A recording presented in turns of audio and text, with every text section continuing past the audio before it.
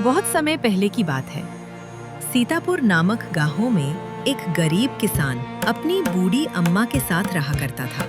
उसके पास एक छोटी सी जमीन थी जो कि बंजर हो चुकी थी। फिर भी वो दिन रात उस पर मेहनत करता था।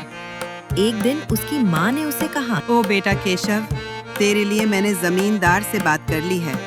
वो तुझे अपने पास काम पर रख लेंगे। तू भी जाकर उनसे एक बार बात कर ले बेटा। अब हमारे बस की बात नहीं रही। कम से कम वहाँ रहकर तू अपना गुजारा तो कर पाएगा। हमें तेरा बहुत ख्याल है केशव, इसलिए ही कदम उठाया। जाकर बात कर ले, सब ठीक हो जाएगा। हम नहीं जाएंगे। हमारे खुद का खेत है तो हम दूसरों के पास क्यों काम करने जाएं? हम गरीब सही मगर खुददार हैं। हम अपनी मिट्टी में पले हैं, उसी में पसीना बहाएंगे। चाहे जितनी भी मुश्किल हो अम्मा, हम अपनी ही जमीन पर मेहनत करेंगे, किसी और की चाकरी नहीं करेंगे। केशव, उस बंजर जमीन में क्या उगाएगा तू? वो जमीन अब बिल्कुल बेकार हो गई है बेटा। ना उसमें नमी बची है, ना जान। तू अपनी जिंदगी यूं ही जाया कर देगा। उस जमीन को सवारते मैं जानती हूँ तेरा हौसला बड़ा है, पर बेटा हौसले से पेट नहीं भरता। तू मेरी बात मान ले। वो जमींदार कम से कम तुझे रोज की रोटी तो देगा। अपनी जिद छोड़ दे बेटा। तू थक जाएगा, पर वो जमीन कुछ नहीं देगी तुझे। अरे अम्मा, तुम बेकार में ही इतनी परेशान हो रही हो। देखना, एक दिन हम उसी जमीन से सोना निकालेंगे, सोना। ये जमीन ही हमारी सबसे बड़ी ताकत बनेगी। केशव बहुत ही मेहनती और ईमानदार था। वह एक आत्मविश्वास से भरा हुआ व्यक्ति था, जिसे न हालातों से डर लगता था, न ही लोगों की बातों से। हर दिन सूरज उगने से पहले ही वह उसी आत्मविश्वास के साथ उठता, अपने खेत की ओर बढ़ता, जहां सर्व बंजर जमीन थी, लेकिन उसके सपनों की हरियाली छिपी हुई थी।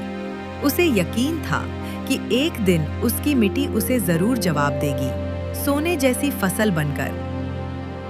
केशव खेत में काम कर ही रहा, तभी वहां पर एक आदमी आकर बोला, अरे केशव भाई, आपको भी मानना पड़ेगा, आप फिर से इस बंजर जमीन पर मेहनत कर रहे हैं। अरे श्याम भैया, अब क्या करें?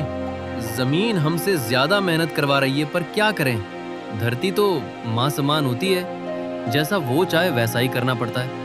कभी सख्त हो जाती है, कभी चुपचाप सब सह लेती है, कभी बीज को छुपा लेती है तो कभी उसे जीवन दे देती है। हम तो बस उसके बच्चे हैं जो उसके हर रंग को अपनाना जानते हैं। थक तो जाते हैं भैया, पर जब मिट्टी की खुशबू आती है ना, तो सारी थकान उतर जाती है।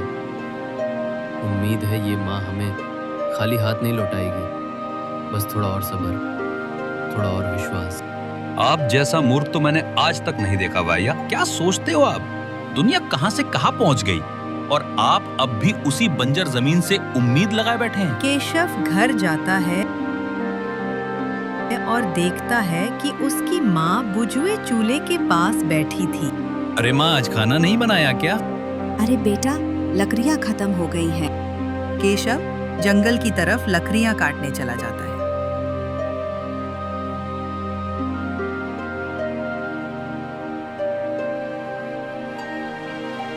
कुछ देर लकड़ियाँ काटने के बाद केशव लकड़ियाँ लेकर घर जाने लगता है। गठरी सर पर रखे तेज कदमों से बढ़ रहा था कि तभी आसमान अचानक काले बादलों से गिराता है। एक पल पहले तक जो सूरज की धूप थी, अब वो कहीं खो गई और फिर तेज बारिश होने लगती है। कभी बारिश तेज होती जा रही थी। पानी की बूंदें अब बौछार बन चुकी थी। केशव की आंखों में जलन थी, हाथ कांप रहे थे, पर तभी उसे दूर एक झोपड़ी दिखाई देती है। वो गठरी को कसकर पकड़ किसी तरह झोपड़ी के पास पहुंचता है। केशव देखता है एक बूढ़ा व्यक्ति झोपड़ी के कोने में बैठा हुआ है। आजा बेटा, अंदर आजा। भीग जाएगा तो बीमार पड़ जाएगा। केशव बारिश रुकने तक वही ठहल जाता है। थोड़ी देर बाद बारिश रुक जाती है। ठीक है काका, अब मैं चलता हूँ। बारिश रुक गई है, अम्मा भी मेरा इंतजार कर रही होंगी। आपका बहुत बहुत धन्यवाद। ठीक है बेटा, तुम अब जाओ जल्दी से। कहीं बारिश फिर ना होने लगे। केशव घर लौट आता है। तभी वो देखता है कि उसके घर पर सविता चाची आई हुई थी। वो ओ केशव, मैंने तेरे लिए एक लड़की देखी है। मेरी मान तो एक बढ़िया काम देख ले बेटा, क्योंकि कोई भी बाप अपनी बेटी ऐसे लड़के को नहीं देगा जो मेहनत तो बहुत करता है, लेकिन एक ऐसी बंजर जमीन पे जिसका कोई फायदा नहीं। अरे काकी, क्या तू भी? अभी मैं शादी नहीं करूंगा, पहले कुछ कमा ले, कुछ बचा ले, थोड़े पैसे जोड़ ले, तब शादी करूंगा। ऐसी बोल देने से थोड़े हो जाएगी शादी। घर चलाने के लिए सिर्फ दुल्हन नहीं, रोटियां भी चाहिए। बेटा, बात तो तेरी ठीक है, लेकिन उम्र भी तो निकलती जा रही है। तू क्या सारी जिंदगी कुंवारा ही रहेगा? कब तक उस बंजर जमीन पर फाड़ा चलाता रहेगा केशव? होना तो कुछ है नहीं वहाँ। और तेरी माँ क्या मरने के दिनों तक खाना बनाएगी? छोड़ो ना काकी, तब का तब देखेंगे। और तुम देखना, एक दिन यही मेरी जमीन पूरे गांव में सबसे ज्यादा उपजाऊ होगी। अच्छा, चलती हूँ। इस मूर्ख को समझाना मतलब अपना सर पत्थर पे मारने जैसा है। फिर केशव की चाची वहां से चली जाती है।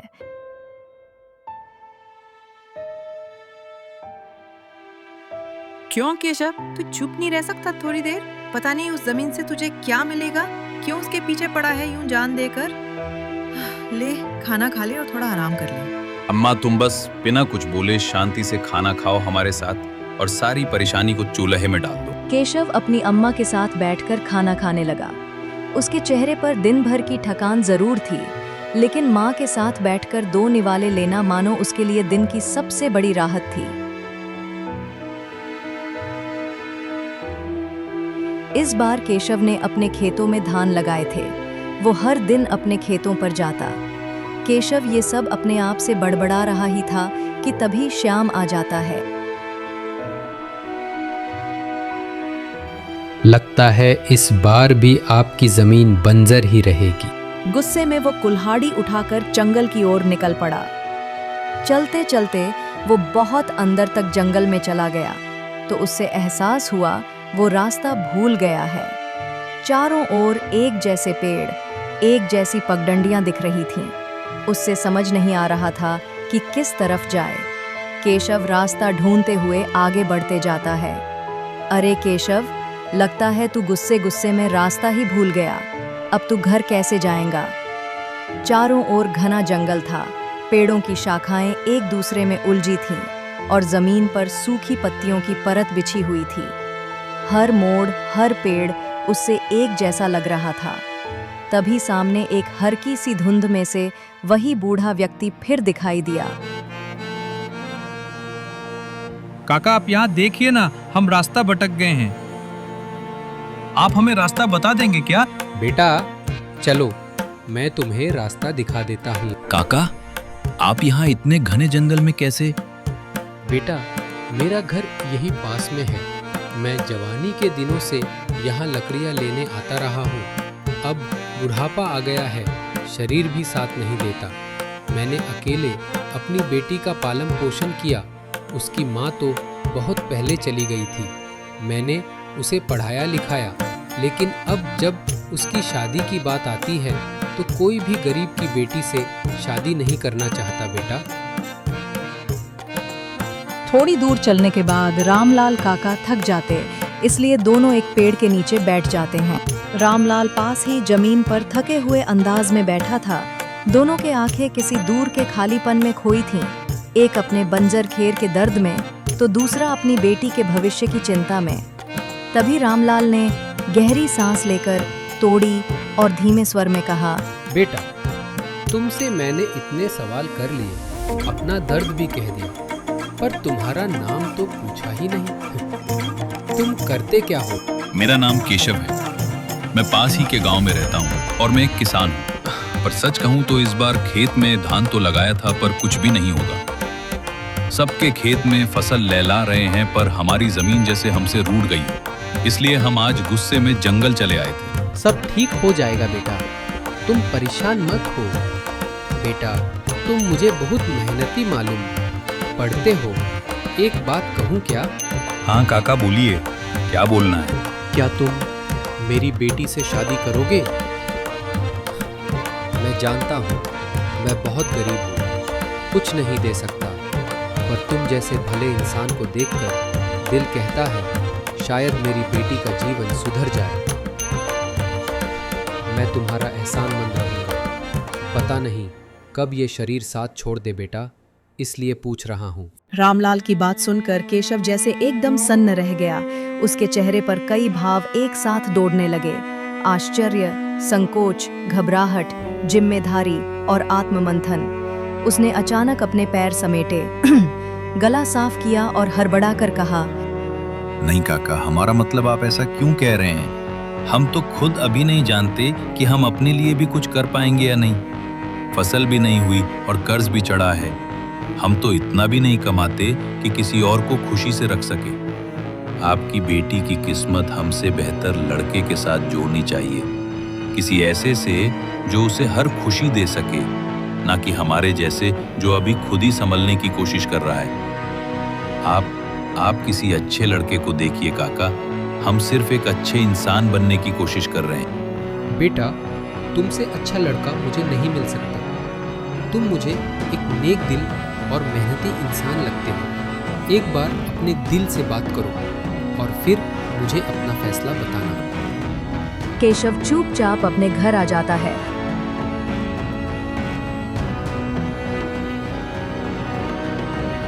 और सोच में डूबा हुआ बैठा रहता है।